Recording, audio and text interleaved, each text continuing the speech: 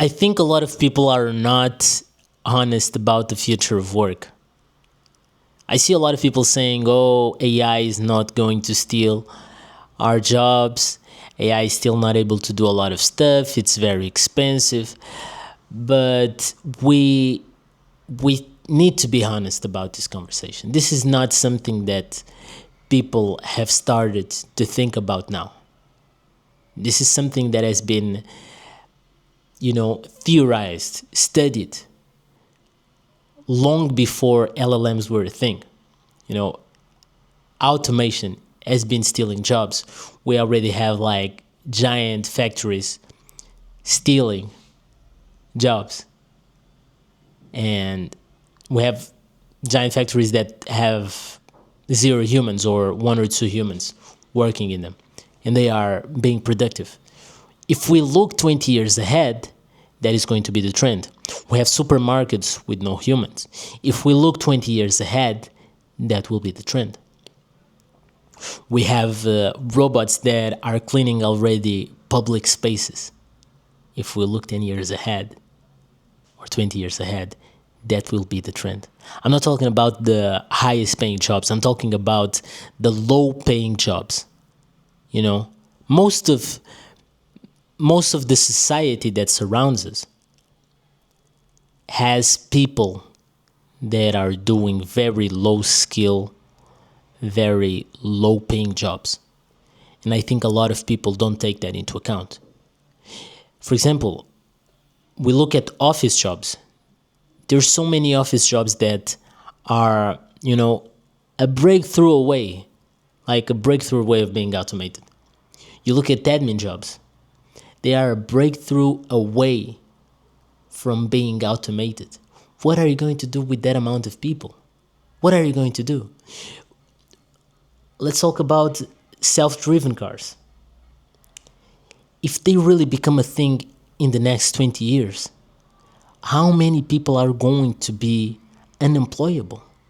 So many people, like even right now, the amount of people that are doing Uber as a side job, a side hustle, is so big. Like I've seen people that are 50, 60 years old doing Uber because they cannot find another job. And if we somehow are able to eliminate this, what happens to these people? So yeah, I think people are not being honest. I think people are only looking at themselves. They're not looking to what is happening or what might happen to other people that are really vulnerable in these scenarios. And I'm exaggerating when I say let's look at the next 20 years, because I really think the next 10 years will be the time when we really see all of this development happening. So yeah, I think people are not being honest. And I think we need honesty. We need to start talking about these things now. There's no point in saying, oh, this is not going to happen now, so let's not talk about it. We should be talking about these things now.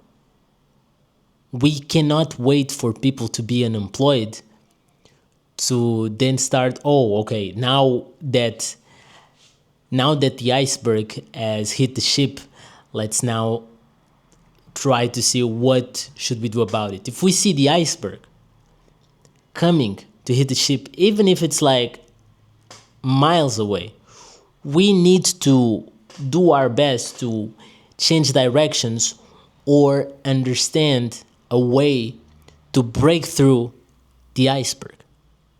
And yeah, this is my point. I think people are not talking about this enough. They are not talking about this in a very serious way, and they are being too dismissive. A lot of jobs, especially low-skilled jobs, are going to be replaced, and we need to do something about it.